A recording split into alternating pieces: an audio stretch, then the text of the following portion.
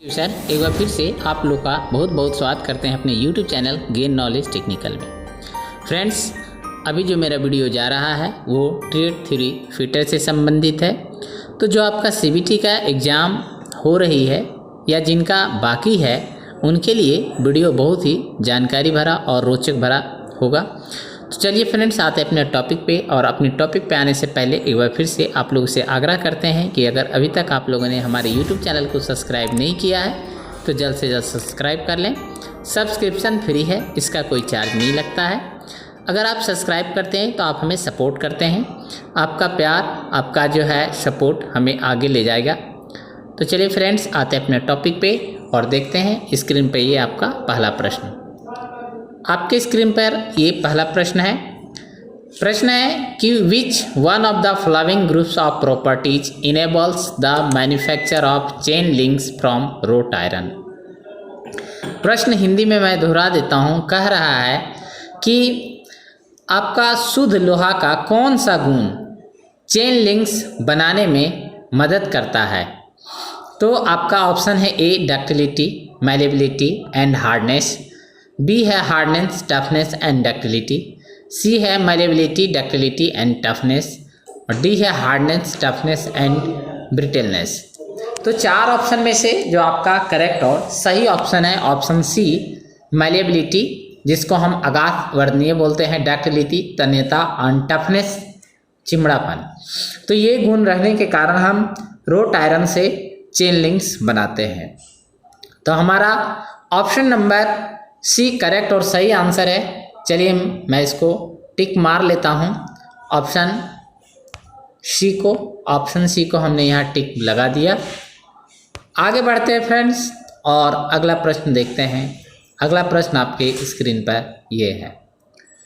अगला प्रश्न है कि increase of carbon content in steel results in.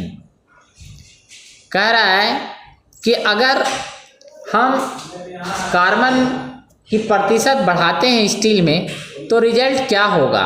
Option A है आपका increase in hardness, option B है इंक्रीज इन मैलेबिलिटी, ऑप्शन आपका सी है increase in ductility, option D है इंक्रीज इन स्ट्रेंथ। तो आपको याद रखना है कि जैसे जैसे हम स्टील में कार्बन की कंटेंट प्रतिशत को बढ़ाते हैं तो हार्डनेस बढ़ता है। इसलिए ऑप्शन नंबर ए हमारा करेक्ट और सही आंसर है। इसलिए हम ऑप्शन ए को टिक मार लेते हैं। ऑप्शन ए हमारा करेक्ट और सही आंसर है। आगे बढ़ते हैं फ्रेंड्स और अगला प्रश्न देखते हैं। अगला प्रश्न आपके स्क्रीन पर ये है। अगला प्रश्न है कि which one of the following is the capacity of metal to withstand destruction under the action of external loads. प्रश्न कह रहा है कि एक्सटर्नल लोड्स के लिए मेटल का कौन सा जो है प्रॉपर्टी होना जरूरी है। ऑप्शन ए है आपका स्टिफनेस, ऑप्शन बी है स्ट्रेंथ, ऑप्शन सी है टफनेस, ऑप्शन डी है डक्टिलिटी। तो चार ऑप्शन में से आपके सही हैं वो है हमारा ऑप्शन सी टफनेस होना ज़रूरी है। तो ऑप्शन सी मेरा करेक्ट और सही आंसर है। आगे बढ़ते हैं फ्रेंड्स, अगला प्रश्न देखते हैं। अगला प्रश्न आपके स्क्रीन पर है। Which one of the following is the resistance of a metal to elastic deformation. मतलब कह रहा है कि आपका इलास्टिक डिफॉर्मेशन के लिए मेटल का कौन सा गुण होना जरूरी है। ऑप्शन ए है ductility, option B strength, option C stiffness, option D toughness. तो चार ऑप्शन में से जो आपका करेक्ट और सही आंसर है वो है आपका स्टिफनेस, ऑप्शन सी। चलिए हम इसको टिक मार लेते हैं। ऑप्शन सी हमारा करेक्ट और सही आंसर है। आगे बढ़ते हैं और अगला प्रश्न देखते हैं। अगला प्रश्न आपकी स्क्रीन पर है। Which one among the following properties of a metal is the power of return to its original shape after deformation when the load is removed। प्रश्न कह रहा है कि धातु का वह कौन सा गुण जब हम उस धातु के ऊपर प्रेशर देकर हटाते हैं तो वह पुनः अपने ओरिजिनल शेप में आ जाता है। आपके ऑप्शन है A ductility, B malleability, C stiffness, D elasticity. तो आपको आपने पढ़ा होगा, ये 10th क्लास से ही है कि ये इलास्टिसिटी का गुण है जिसको हम बोलते हैं लचीलापन। आप देखते होंगे स्प्रिंग इस में क्या है, वो इलास्टिसिटी का गुण होता है, जिसके कारण क्या होता है कि जब हम स्प्रिंग को खींचते हैं, मतलब जब हम उस पर फोर्स लगाए बाहर से, और जैसे ही फोर्स को हम हटाते हैं तो वो अपने ओरिजिनल जो शेप है, आकार है, उसमें आ जाता है। तो ऑप्शन नंबर डी मेरा करेक्ट और सही आंसर है, इसको मैं टिक मार लेता हूँ, ऑप्शन डी। वीडियो बहुत ही इंटरेस्टिंग है, आप लोग बने रहिए मेरे साथ और चैनल को सब्सक्राइब जरूर कीजिए, सपोर्ट कीजिए। आगे बढ़ते हैं और अगला प्रश्न देखते हैं। अगला प्रश्न है कि which one of the following properties of a metal has the ability to change its shape without distraction under the influence of external force से। कह रहा है कि मेटल का, धातु का वो कौन सा गुण जो उसके शेप में हम बिना कोई डिस्ट्रक्शन के ही हम उसमें चेंज ला सकते हैं। जैसे उसको जब हम हीट ना करें, विदाउट हीटिंग किए हुए, तो ये जो प्रॉपर्टी है इसको ये क्या कहलाता है? तो आपका ऑप्शन है ए प्लास्टिसिटी, बी है इलास्टिसिटी, सी है स्टिफनेस और डी है मैलिएबिलिटी।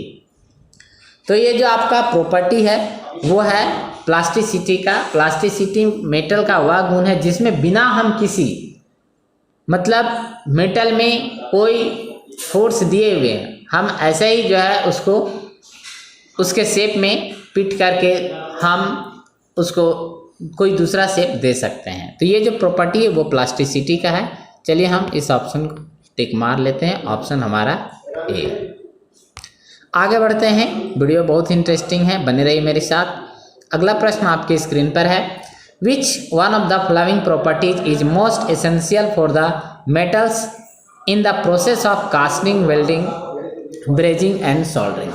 कह रहा है कि धातु का वह कौन सा गुण जो धातु के अंदर होनी चाहिए कास्टिंग के लिए, वेल्डिंग के लिए, ब्रेजिंग के लिए और सोल्डरिंग के लिए। आपका ऑप्शन है फ्यूजिबिलिटी, बी है मैलिएबिलिटी, सी है टेनेसिटी और डी है प्लास्टिसिटी।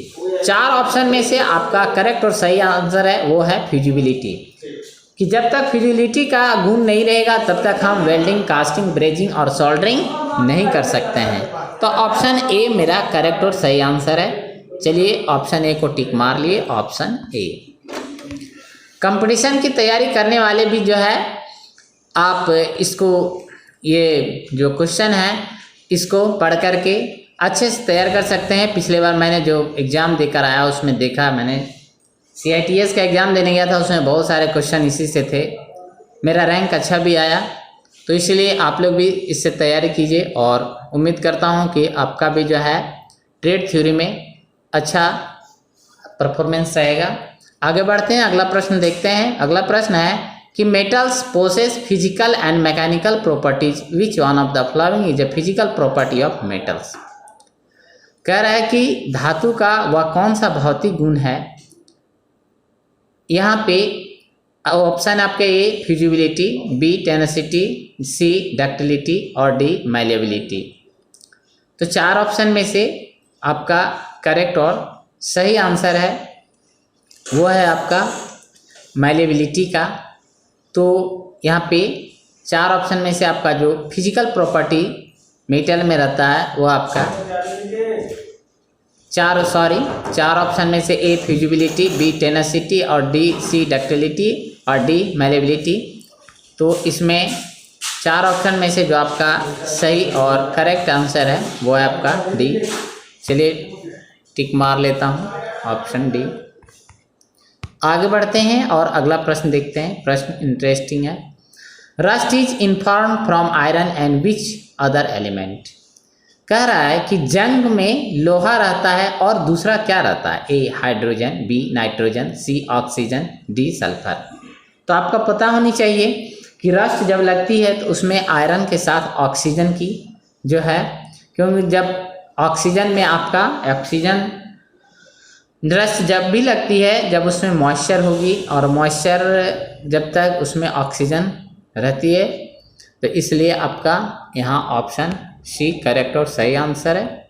आगे बढ़ते हैं और अगला प्रश्न देखते हैं। बने रहिए मेरे साथ। वीडियो कैसा लग रहा है आप कमेंट्स करके बताते रहिए।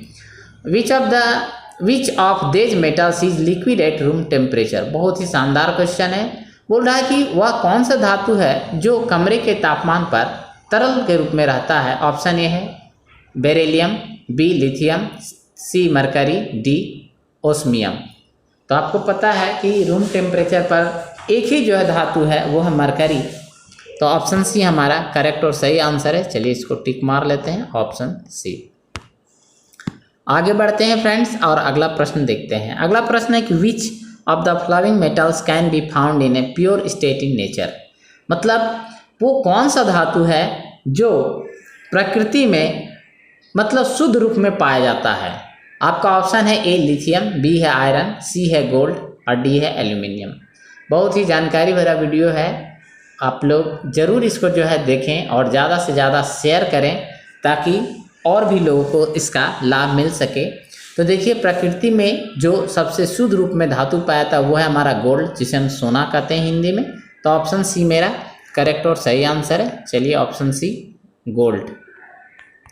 आगे बढ़ते हैं फ्रेंड्स, अगला प्रश्न देखते हैं। आपके स्क्रीन पर ये अगला प्रश्न है। In its simplest form bronze is an alloy of which metals. कह रहा है कि साधारणतः जो है साधारण रूप में ब्रॉन्ज, जिसको हम लोग कांसा कहते हैं, वो मेटल मतलब किसका मिश्र होता है। आपका ऑप्शन है ए कॉपर एंड टीन, बी है कॉपर एंड जिंक, सी है कॉपर जिंक एंड निकल, डी है कॉपर टीन एंड लेड। तो देखिए चार ऑप्शन में से आपका करेक्ट और सही आंसर है कॉपर एंड टीन। ब्रॉन्ज जो बना होता है कॉपर और टीन धातु के मिलने से बनता है। ऑप्शन आपका ए करेक्ट और सही है। वीडियो तो हमें लग रहा हो कि आपको बहुत मज़ा आ रहा होगा, ऐसे क्वेश्चन ही आपको पसंद होंगे। आप कमेंट्स करके ज़रूर बताइएगा। आगे बढ़ते जाते हैं। अगला प्रश्न है कि the ability of metal to be drawn into wire is a measure of it's.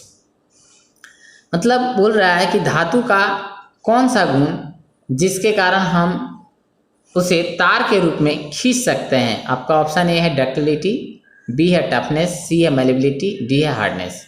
तो देखिए धातु का वो गुण होता है जिसे हम डक्टिलिटी मतलब तन्यता, हम तार के रूप में इसी गुण के कारण उसको हम खींच सकते हैं। चलिए ऑप्शन में ए मेरा करेक्ट और सही आंसर है, ऑप्शन ए। आगे बढ़ते हैं फ्रेंड्स और अगला प्रश्न देखते हैं। आप जो है ज़्यादा से ज़्यादा वीडियो को शेयर कीजिए, अपने दोस्तों को इसके बारे में कहिए। अब ऐसा नहीं है कि आप शेयर करेंगे तो हम करोड़पति हो जाएंगे, ये बात नहीं है।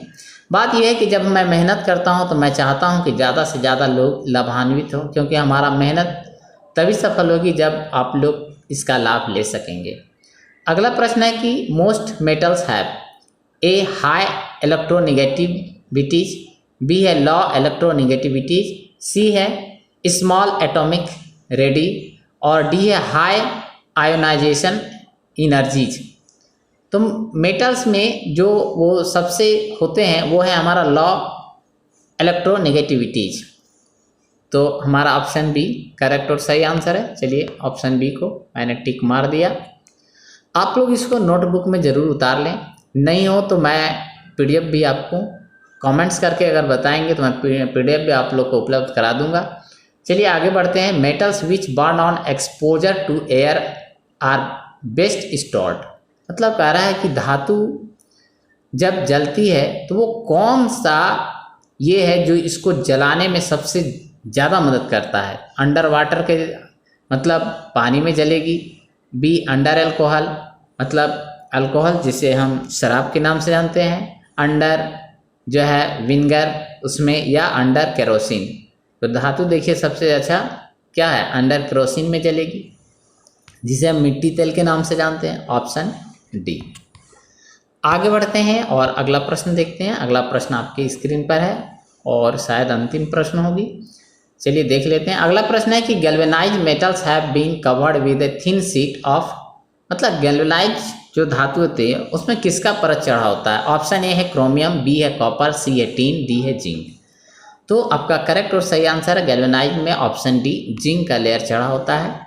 ऑप्शन डी मेरा करेक्ट और सही आंसर है। देखते हैं आगे प्रश्न है या ख़त्म। लास्ट प्रश्न ये है 42। चलिए, which metals is most abundant in earth crust, मतलब कौन सा धातु अधिक जो है अर्थ क्रस्ट में सहायक होता है? A calcium, B sodium, C aluminium, D iron. तो वो मेरा करेक्ट और सही आंसर है option C aluminium. Option C मेरा एल्यूमिनियम करेक्ट और सही आंसर है। तो फ्रेंड्स, मैंने यहाँ पे कुछ इम्पोर्टेंट प्रश्न कराए। ये प्रश्न आपको कैसा लगा आप ज़रूर हमें कमेंट्स करके बताइएगा। आपके कमेंट्स का मुझे इंतज़ार रहता है। आज के लिए इतना ही। बहुत बहुत धन्यवाद।